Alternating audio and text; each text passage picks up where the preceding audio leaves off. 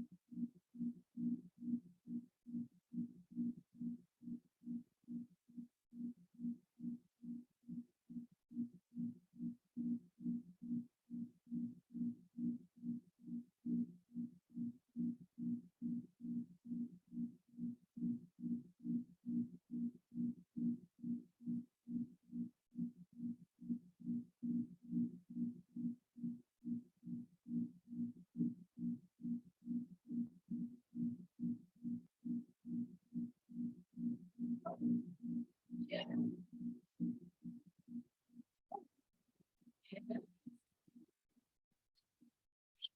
It's 1 hour I can spend with this. It was so cool. It is very. Yes. Okay, let's do it.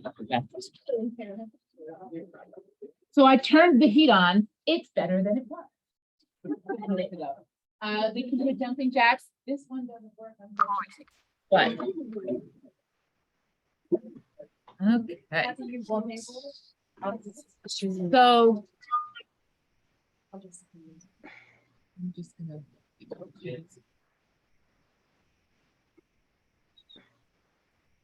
Thank you. Okay. Oh, and I think we actually are able to have guests. I didn't realize this. That's wonderful. Make sure it's all up here.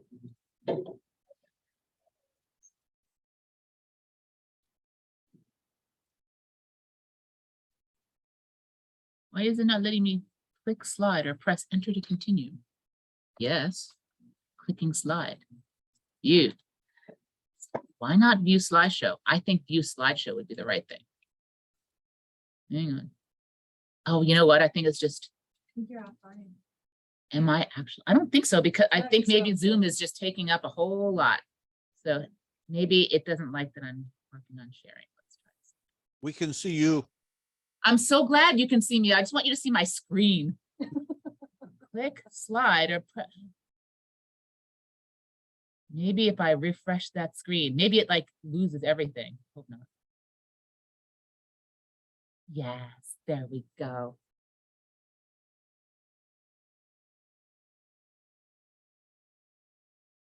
We're going to share screen. Perfect. Okay, you nice people online, you can see my screen, yes? Somebody like unmute and say yes. Yes. Thank you, David.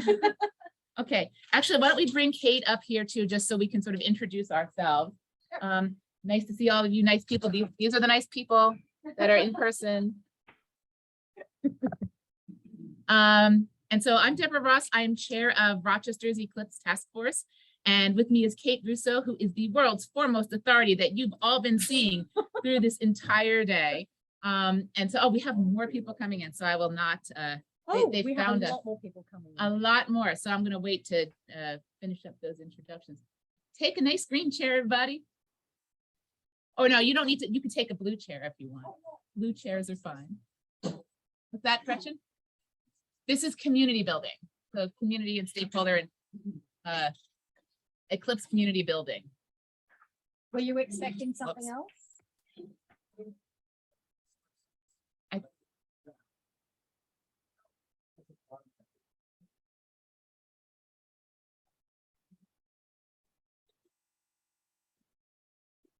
Okay. We have enough time, so. Okay, so goodbye, everybody who's not really staying. That's okay. We'll entertain the rest of you. NASA, I guess not. I guess not. So what we're going to talk to you, Kate and I are going to talk to you about the sort of strategies for building communities to manage this eclipse brilliantly for all of our communities. So we sort of broke it out a couple of times. So basically, we're just going to talk through them, but this is really much more of a discussion that Kate and I are going to lead about what everybody's doing and kinds of ideas for things that you need to think about as you are putting your arms around your own community. So I just wanted to start with a really quick little story about where I experienced the eclipse. In 2017, this is my daughter, Ella, and we drove from here in Rochester to a little community in Missouri called Kimmswick. We didn't know we were going to Kimmswick. We actually went to outside of St. Louis and then along with the rest of Missouri, got up at 6 a.m., looked at the Weather Channel, looked at where cloud patterns were. And also Ella is not me. Ella's not like be with all kinds of people girl. She is a be out in nature, do her thing person, which, so that's what we did. We found Kimmswick, which was in the path, but out of the way, a very small community. And what I wanted to talk about is like what that community is all about. I didn't know everything about what Kinswick is all about, but as they were deciding what their identity was for the eclipse, they used what they had, which is some of what Kate's been talking about. They decided that every single person in their small town was going to view the eclipse safely. And so they sent teenagers out on bicycles throughout the town in the hour and a half or so leading up to totality to talk to everybody who was outside to make sure that we were all viewing the eclipse safely. And it was amazing because we got to talk with this lovely young man, and he told us all about how that was how their community had been planning, right? They also had something in the town square, which sounded to me about a quarter of a mile away. Ella didn't want to be in any town square. Ella wanted to be on the side of this railroad track that we found all by ourselves. So he found us, he found other people in the community, and everybody viewed it safely. Sweet, simple, but here I am 5 years later telling you about it, right? Memorable.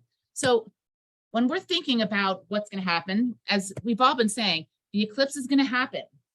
No matter what anybody does, the word is going to spread. People are going to come here. They're going to come to places throughout the path. And as things get closer, people who own businesses, do arts and culture, they'll do stuff because they know people are coming. Okay, that's fine. But so why do we do this? I've been doing this for 5 years, more than 5 years, right? Why do we work so far in advance, convincing everybody else to work with us for no profit, for an event that's going to happen in the future, and you don't know where you're going to be in your own profession at that point? 5 years ago, when Rochester brought Janet Ivey here to give us 2 days of seminars on the eclipse, we were like, 5 years? I have no idea what I'm going to be doing 5 years. Why am I coming? Because we've been conditioned. So for 3 minutes and 38 seconds, that's how long this is going to last. So why build the eclipse stakeholder community at all if it's going to happen and everybody is going to be fine? Well, so among other reasons, the practical one is that prepared communities reap way more benefits and have fewer problems than unprepared communities. Easy, practical, kind of almost like a duh moment. But for me, there's psychological reasons, right? And this is actually my fundamental reason.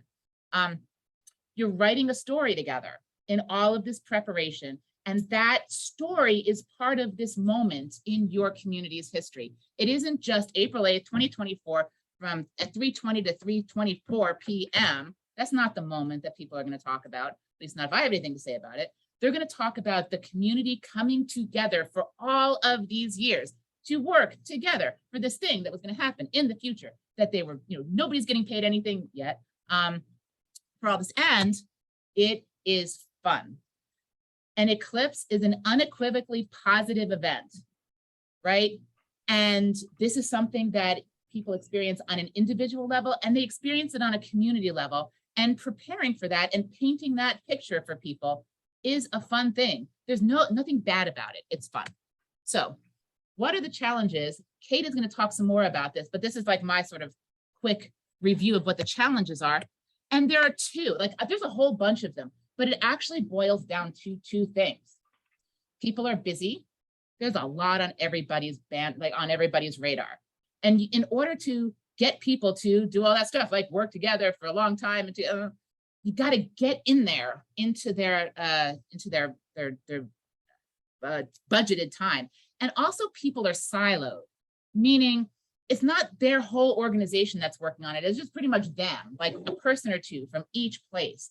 And so they're working in their own little silos, and it is hard to break through silos. So that's a challenge of creating the community. You're going to get onto people's schedule, and you're going to try to help them break down the silos. But the silos actually are one of the reasons to do this at all, to break out of your own silo, to work with all of these other people, right? So I think Kate has a lot more to say about this, but I was putting together what actually I have noticed motivating the community participation around here. And part of it is this sense of identity, meaning it's an usness that is not like a tribal kind of usness. It's a, hey, we're doing this. We're making this happen for everybody else. It's a really, really positive sense of sort of, I have it too, right? I'm leading this community. It's fun. It's lovely. It's the thing that I do. It gives you access to resources that you wouldn't know about or have access to because you're meeting lots of people and hearing lots of ideas and finding out about money, about people with energy, about people with ideas. And it's just not possible to have momentum alone. I mean, I sort of have it, but I'm strange. Like I had it early. But remember, I had just come out of totality. It is, who has been in totality here? You have. Okay, well, of course you have Tyler. Tyler actually leads expeditions to totality. He's amazing.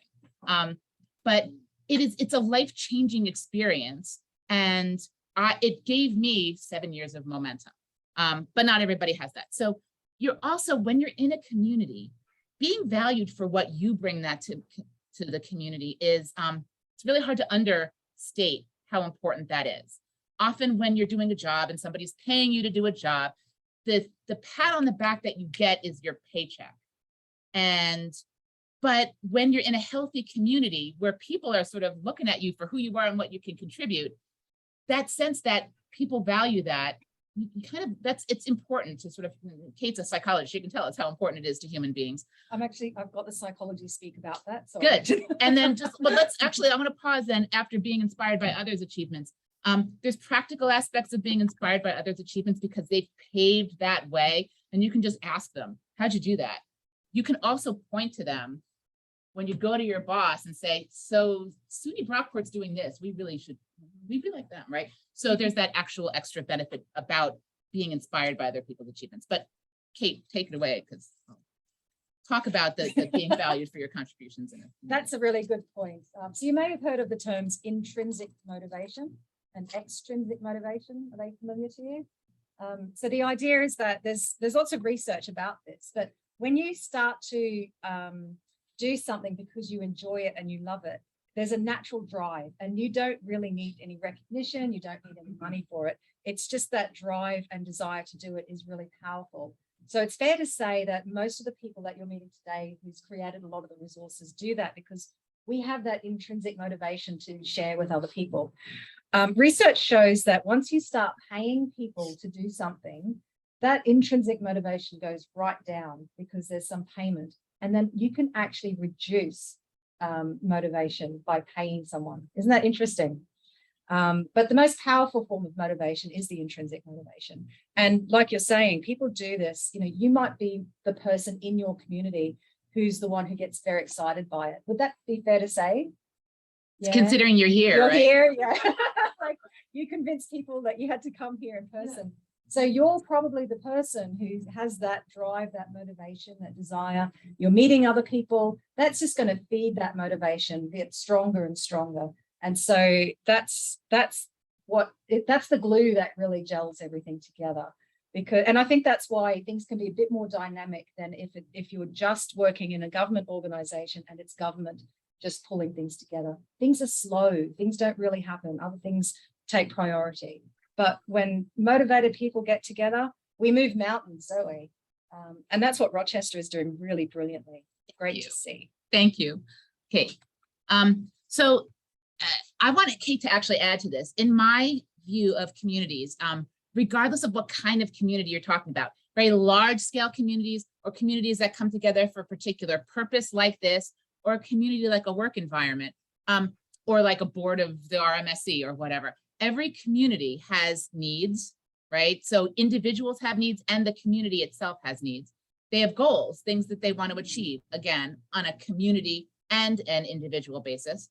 Milestones, right? So if you're achieving goals, there are milestones along that way. And the achievements are somewhat separate than the milestones, right? The milestones are almost like practical markers that you need to achieve on the way to your goal. But an achievement is, to me, a more of a psychological thing. And it's the kind of thing that's why I separate those. And meetings, you have meetings, right? You have in-person meetings as a task force or as a community. And sometimes you have external meetings as well, like sort of public meetings like Kate gave last night. Anything else that you can think of, Kate, that a community like has that identifies it as a community? Yeah, I guess officially all that comes into what I was mentioning before about a community development plan. Every community has one. Are you familiar with your community's plan? Yeah. And usually they tend to make them 5 years in advance or the next 10 years. What is it in the US? Yeah, 5 like a years. 5-year plan. Okay. And that really is great because a lot of thought and consultation goes into these documents. It's already done. Don't reinvent the wheel. So use that because that really oftentimes shows you what your needs are, your goals are, your milestones and achievements. And I guess if you feed into an official community's plan, that just helps them achieve it more readily Yeah. with outside input too. So like, So you align what you're doing with that and you use the same language, and that's how you actually connect in. Because if you're using the same language, say, well, you know, what I'm doing here is actually meeting community development goal number 1, which is the priority for this year. That's the language that they need to hear. That's how you get engagement with your stakeholders, the people who need to be. Did you have your hand up? Yeah, sorry. And just one note on that, when I was looking at this list too, the idea of a shared set of values too, I think is something that I'd add. That's true. I Yes. think that feeds into the language piece too, that you know, and it's interesting that can either work in, you know, in your favor in certain project agendas, or it can, you know, be a point of contention, you know. I think that's something that And makes me laugh. that's great, that values, because it's like your mission statement and your values, right? And that's what I was referring to early on when it really has to come to the community to make a decision about how far or where they want to take this. What are your values for the Eclipse, I guess? What values do you want to convey to other people about it? And you need to make a decision about what that is. For example, some communities actually made decisions very early on not to fleece Eclipse tourists. They made their decision that they would keep price points very low. Trish was one of them. So she talks a lot about that. And that's driven by very strong values. So every decision that they were making was driven by these values. And it made it very easy for the community and everyone coming together to know how to move forward. It's just like a little blueprint on how to do that. So it's useful to think about what values you wanted to convey. When you don't have that united message, what you see is price gouging, or, you know, like practices where someone puts prices up and then someone else sees that and then everyone's sort of doing it for themselves. You lose that sense of connection and a coherent message. Yeah, sure. So I'm just interested because I think I'm gathering as a person who's not like attached to a municipal community effort that when we speak about community in the space, we're talking about geographic hub. And I'm interested in how you feel about like grassroots organizers or people who are really enthusiastic but currently unaffiliated. How might they get their hands on some of these development plans? Or, you know, if they're like, I need stakeholder number 1, like I want to start building, what advice would you give to them? It would be connecting with the people who you feel you need to connect to. And I know that's a very vague, vague statement, but there will be someone, either a Chamber of Commerce person, and I actually think they're the most approachable because they're outside government structures. I think they're brilliant, and I would generally start there. And if they're not the person who is involved or aware or motivated at that point, then they can point you in the right direction. But my experience is that every time I've come across someone who's Chamber of Commerce lead, they've seen the opportunities. I mean, that's the nature of business, isn't it? You don't see things as a threat and that you have to manage all the risks. You see things as an opportunity. So that's why I think there's a perfect alignment with Chamber of Commerce. So good starting point. Sometimes if you start with government, it can be a bit difficult because it's almost like, it's not because of non-interest. It's just that there are so many things on, and often you can't convince someone to plan for something 3 years in advance when there are so many dilemmas in, you know, today, tomorrow, next week, and especially with the pandemic and the loss of staff, you know, like there are many, many barriers now, which we didn't so much have in 2017. So it's a challenge. Did you have something, Melissa? Sorry, just you know, one thing that I thought of too is going back to values is within those organizations, looking for the person in there who might not be in a leadership role necessarily, might not be even one of the key players, but you go in with the person who already is aligned. In each of those organizations, you find that person and they become your way into the larger organization. I think that is really helpful instead of trying to go to the very top and steer a very slow moving ship. You know, it can be a hard sell sometimes. And so to find somebody who's already even halfway to your camp. It's really, really helpful.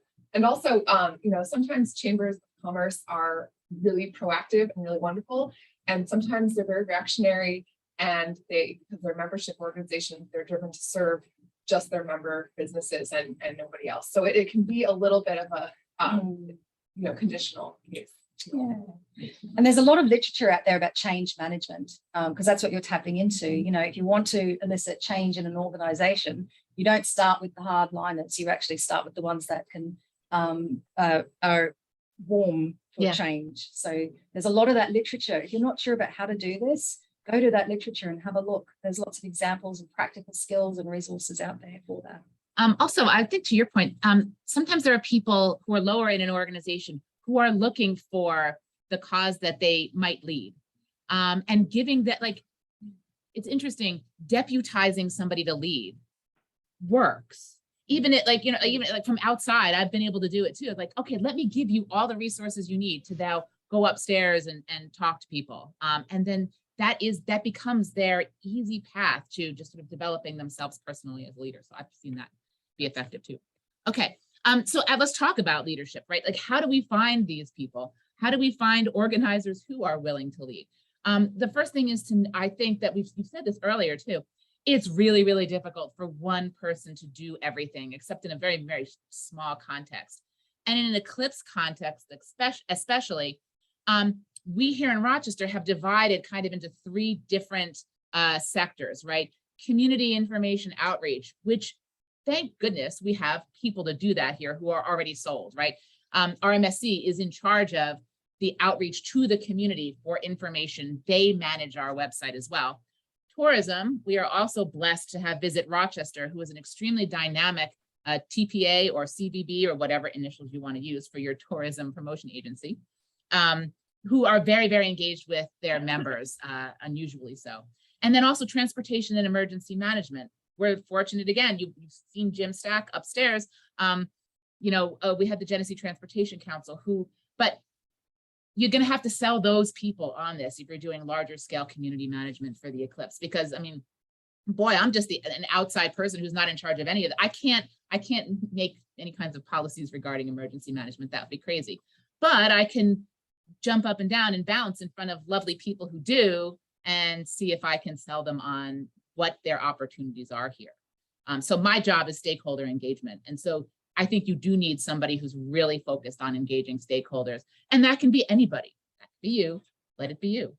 What else is needed for leadership that you've seen? I think early on, so sometimes it can be really helpful that if you're struggling to get things going in your community, to try and create a scenario where you can start to bring in an authority to help you. That can be really good, because then once your region, even if you organize like a half-day workshop on the Eclipse for anyone in the surrounding areas, really smart move.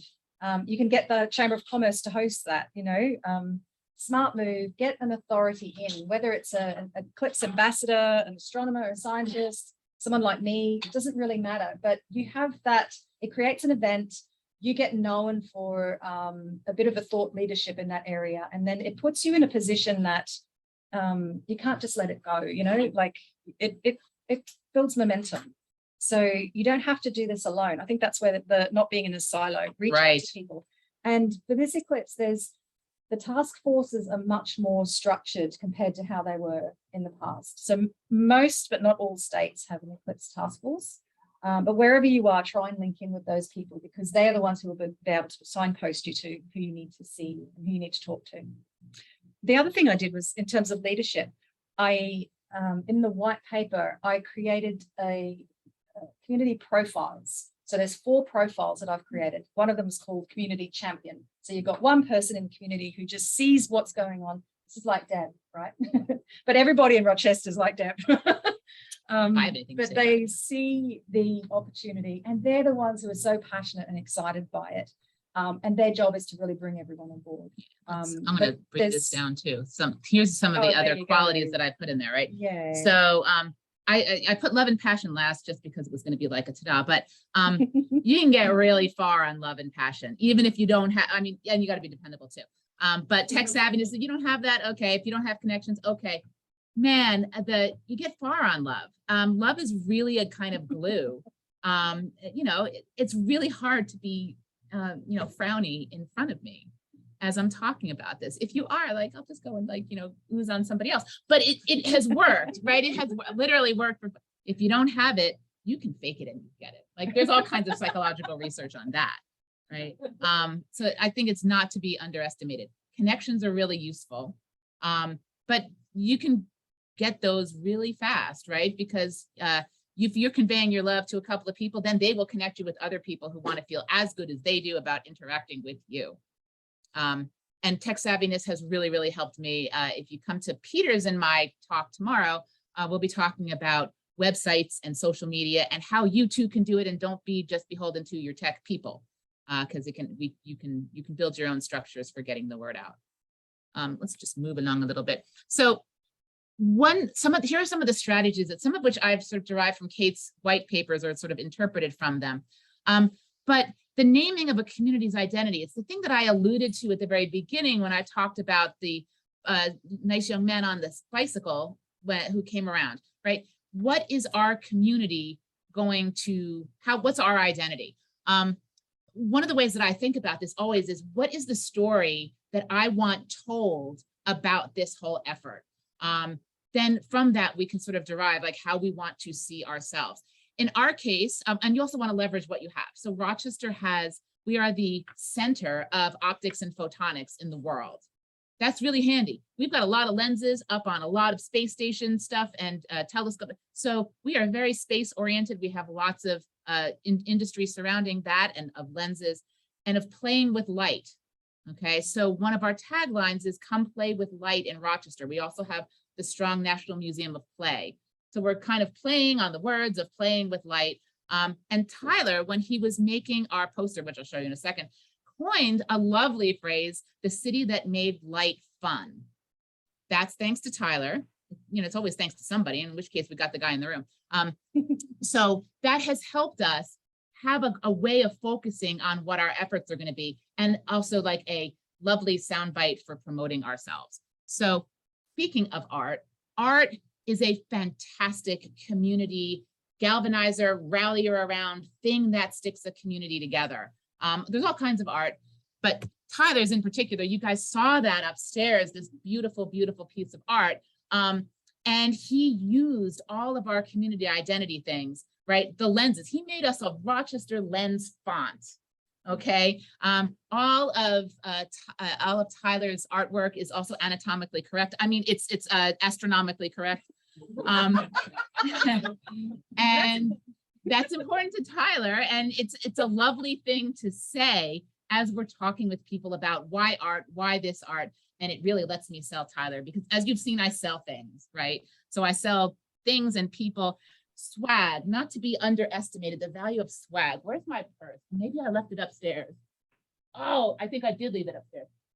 I'll show you if you want. So when we were last year, we were really getting back together after the pandemic, first time in person last December. I printed up 72 limited edition mugs, which were Rochester Eclipse stakeholder mugs. And it had "the city that made light fun" on it. Where will you be on April 8th of 2024? And everybody who showed up to the December meeting in person got the exclusive mug. I still have one, probably upstairs. I brought it down. But anyway, making something branded you, right? The mugs cost me like $3 a piece, okay? Really cheap. And just go buy them. Don't ask a committee to buy them for you. Just buy your mugs. It cost me $275. And I got people like for life, or at least for the next 3 years. Because they're Eclipse stakeholders. They have, and I put a little stake in there. It's like a little 2024 stake. Yeah, stakeholder mug. Okay. So didn't I tell you it was fun? You can make it fun. And can I also add on that? People often think T-shirts are about what tourists buy when they come for the Eclipse. T-shirts are brilliant to have in the lead up to the Eclipse when you're doing all the planning. So you can have your swag about, Eclipse stakeholder official or whatever you want to do. But get some early T-shirts printed, because your community would love to wear them. Your community are your ambassadors. And so you can just have a little competition about someone design something, that's a start. And then someone else will then design something, or they'll get different ideas. And so I was working with a community called Ravenna in Nebraska, really tiny community, very, very vibrant Chamber of Commerce leader, Gina, her name was. She organized mountains, and she just really utilized those t-shirts, and she was giving them away to key people who were ambassadors who were able to spread the word. But those t-shirts really were incredible. They got the word out. And I don't know if you, I mean, Ravenna is such a small place. Google the impact that little town had. I mean, we did one media thing which had over 5 million views in a very short period of time. It was amazing. We got a lot of media because of the fact that they were doing interesting things. So put yourself out there, get your names out there. So yeah, that's promotion. Yes. Also websites.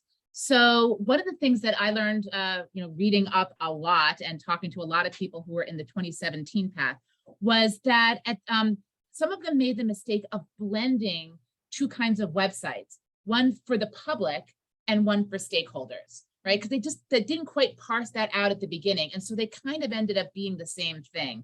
And so what we decided to do early on was to split them. So in Rochester, we have RochesterEclipse2024.org, which is maintained by Dan, which, Dan can do anything. He's maintaining that website. The RMSE is in charge of that.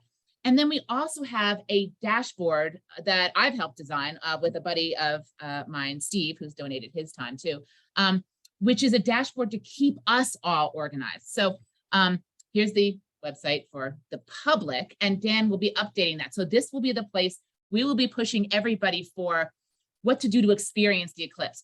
Restaurants who are having themed things, all the arts and cultural things, all of the big events, and what visitors will be pushed to also. Okay. And on that, yeah. Can I just say it's so important not to just add an eclipse to your stream of your existing messages about your visits to your town, because you want people to sign up and keep regular updates. And so I'm connected to so many different communities. I don't want to know about their scent sales and Garab sales. I just want to know about the eclipse. And so if everybody, I mean, it is important to set it up separately early on.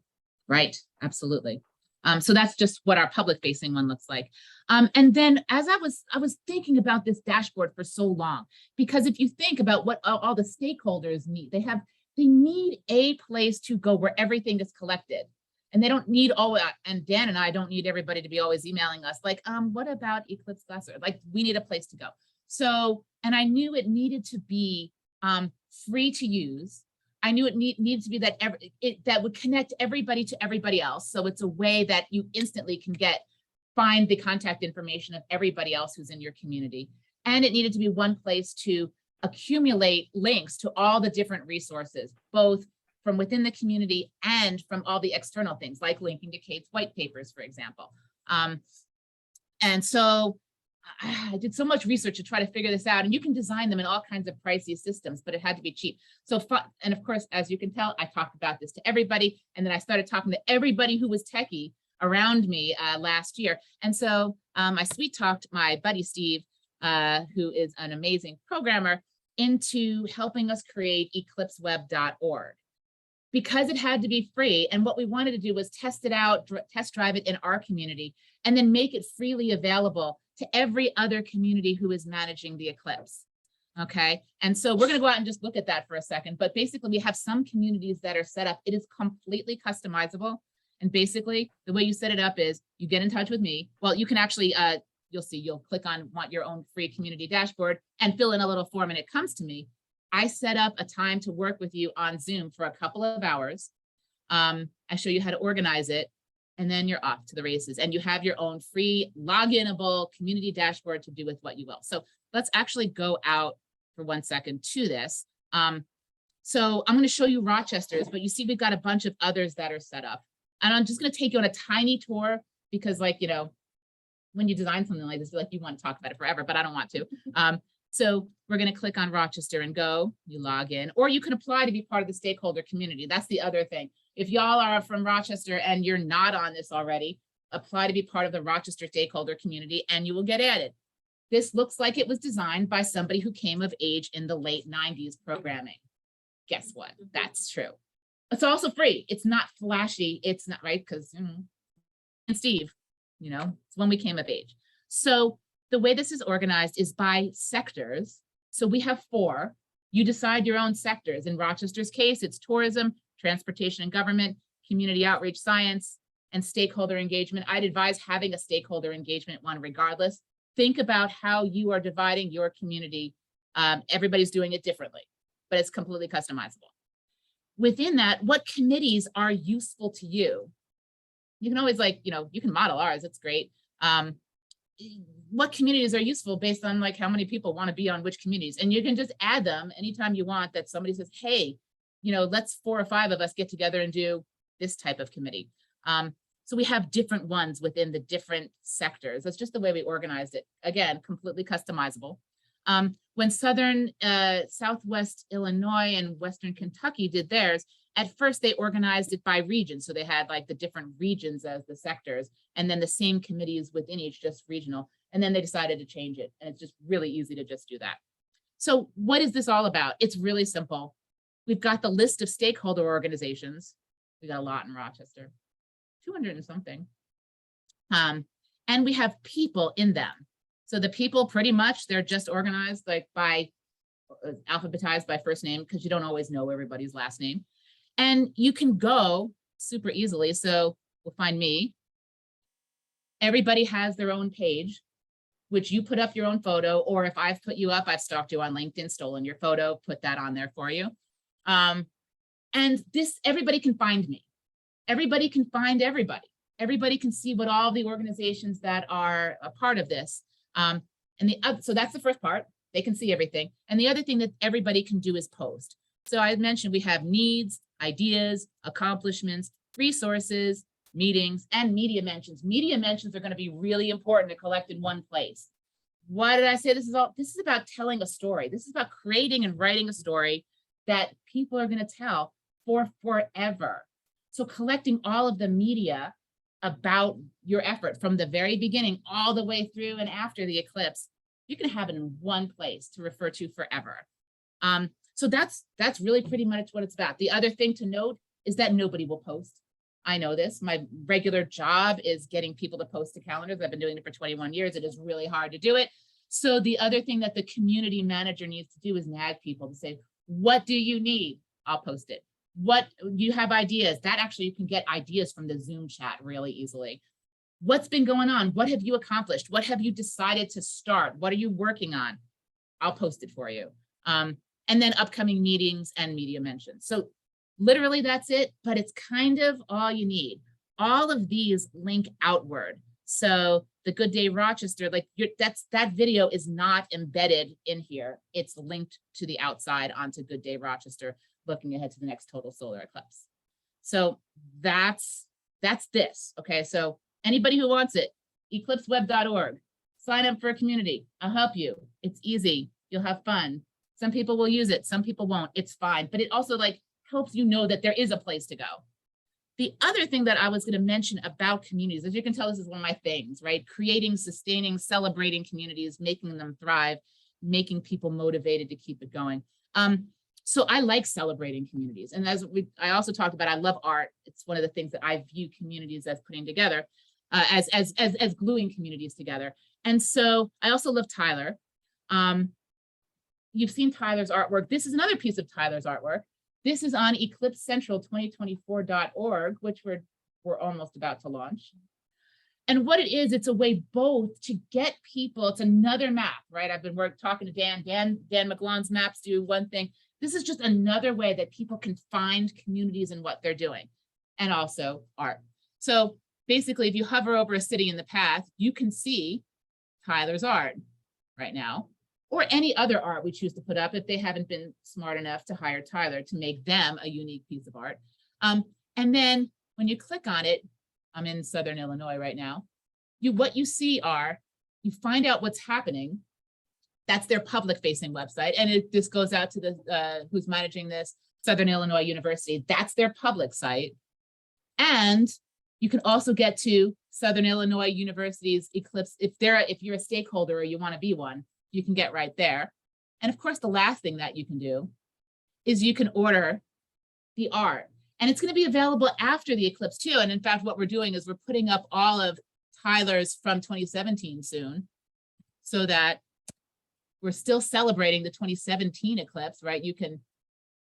You'll be able to hover over all of those and get directly to purchase. Like if you were in the Grand Teton Mountains, you'll be able to go to your 2017 one, click there, easily order that art. So again, celebrating art, celebrating communities, and celebrating the communities that support the communities. What did we miss, Kate? Because that's what I got. That's a lot. That's a lot. So we have another 20 minutes for discussion, questions, etc. Thoughts? We open it up to the floor about Mhm. where people are at. Yeah, that's a If great anyone has idea. any, things that they want to raise as discussion points. So we have somebody in the chat say, always be like SUNY Brockport. Thank you. Okay, well, thoughts from out here. I have to figure out how to stop sharing like that. Actually, do you want to start with the chats online? Sure. If there's any. Well, I love the website for keeping people organized and on task. Yes, so do I. I think in websites. And so that's why I chose that as my medium. Not everybody does. So are you saying that if a community wanted to be involved in that, all their information is going to be available to anybody else? To the community? Yeah. So the Eclipse web is a login thing. So you apply to be part of your Eclipse stakeholder community. It's not a public thing.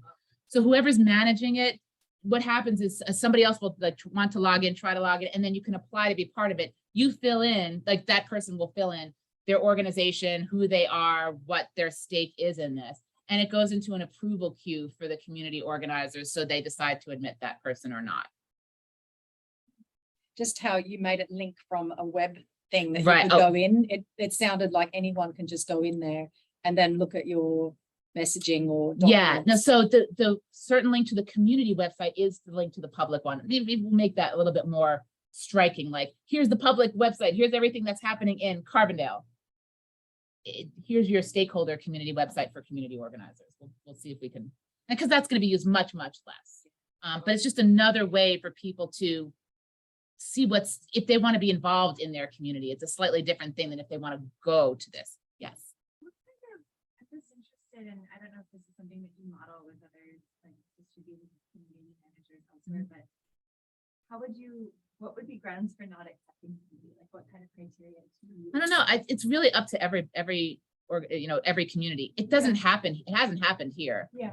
We're extremely as Dan always loves to say, everybody under the sun is going to be affected. And if you want to work to help make that happen, we pretty much want you in. So we haven't, I don't think, denied somebody for being involved. Sometimes people just want to be on that list. We got some of the NASA folks on the list, right? We've got people in on the stakeholder, people who have come in, zoomed in from outside just to help participate. We've been really blessed that way. It's not just Rochester. It's not, it's also Buffalo and Erie, Pennsylvania, and Syracuse and the Adirondacks, and it's great.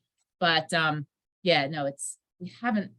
If you want to work on this, why would I not let you? But it's everybody, it's your own community standards. You run it as you like. So there's a question on the chat. As far as these community workshops are concerned, how far out from April the 8th would you recommend? 2017, that's when you start. No, I mean, yeah, now. So actually you have a sense of how successful people have been when preparing for how long. You've been watching this for so long. So what? Well, the earlier you start, the better. I mean, the more you can do. I mean, you need a really long lead-in time. And so I'm not quite sure of your question. You mean from April the 8th of next year, which is the year countdown to it? Or No, do I you think mean they the mean from actual 2024. Yeah. Okay. Like now, 2024. Yeah. Thank you. This is great.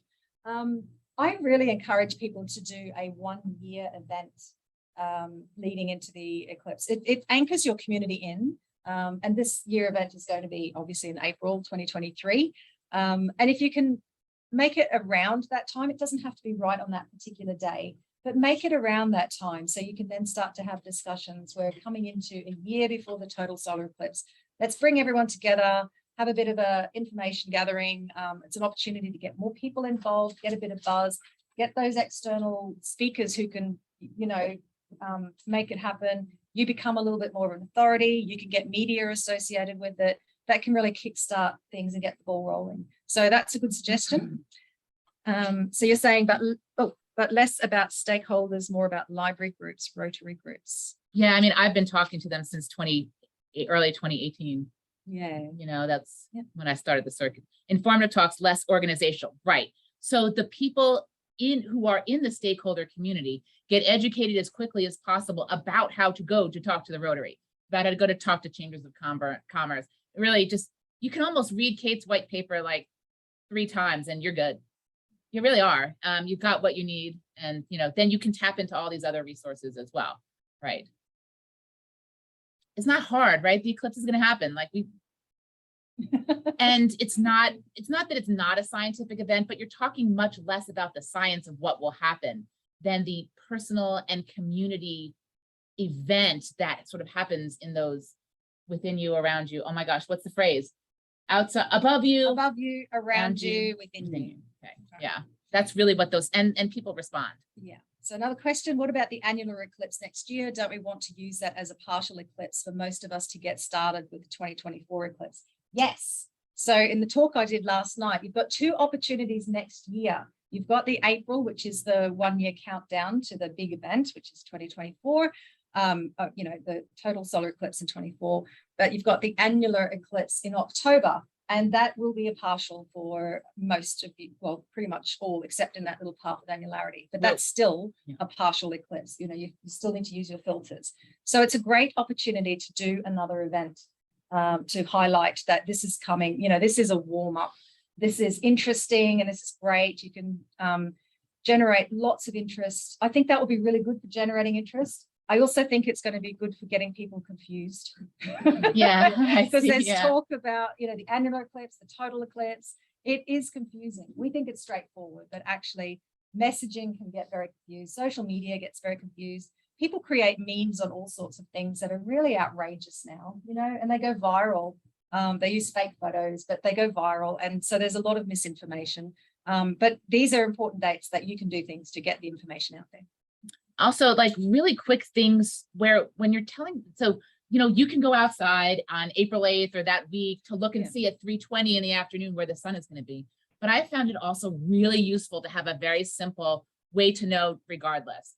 And so here in Rochester, we figured this out when I was at the ballpark, very close to April 8th. If you put on a Rochester Red Wings baseball hat, ideally, or any other baseball cap, and you face dead south, which here I'm just trying to figure out where we are in the building, but south is, I think, that way. Face dead south, put the baseball cap on. The eclipse is going to be right there outside the right corner of your baseball cap. Now you don't need it to be April 8th or the end of August at 3:20. You know exactly where. So you can go around anytime to know where your viewing spot is going to be. So if you can figure that out for your own community, a nice, easy thing that's also ties in. I use the Rochester Red Wings. It kind of pulls everybody to not have to wait to know what they're going to be doing. It's just one little tiny. And another cool thing that you can do, we did this in the Faroe Islands, and 1 year to go for the eclipse. And it's because the weather was really bad there, right? And we wanted people to be involved in getting some information about what the sky is likely to look like during the eclipse. And also we wanted to see how accurate the weather forecasts were. So myself and Jeff Sims, who is an Australian astrophysicist, he came and traveled to the Faroe Islands at the same time that I was there. He initiated this project. We got people from all around the islands. There's 18 islands in this whole remote area. People took a photo of the sky at the time of totality for that week, and the year before the eclipse. And Jeff was able to process all the photos. He had a little way of coding the cloud in the sky, and then he was able to create a visual map of if that was this year for the eclipse, where was it possible to see? And that was really cool. Everybody liked being involved in that. Creating citizen science projects is a really great idea. And you can get your local media involved, have it written up in the newspaper. Jeff wrote this, set up the project in the Royal Canadian Astronomy magazine journal. So you can actually see it online. If you can't find it, I can give you the actual article for that. But it was really cool. It was exciting. One question on involving the community in the science of it, and just about the event in general is, I live in a rural community, lots of underserved population, but we tend to we're predominantly white, working to bring in rising identities, and make sure, because I show up to board meetings and Rotary, Kiwanis, all these different organizations, and they are largely white, cis, privileged, and so we're leaving out a portion of the population that I think have tremendous value and I want their input. So if you have any tips for how to involve rising identities, underserved communities. That's in coming this too. We project. have actual plenaries on that tomorrow. Great. Yeah. Talking about that. Yeah. Mhm. But there are going to be people in your community who are already shining in their particular way. You can involve them because they people, you will know the people who are passionate and put themselves out there, and use that energy, use that to create a partnership. And so yeah, it's trying, not starting everything from scratch. It's using the resources that are there already.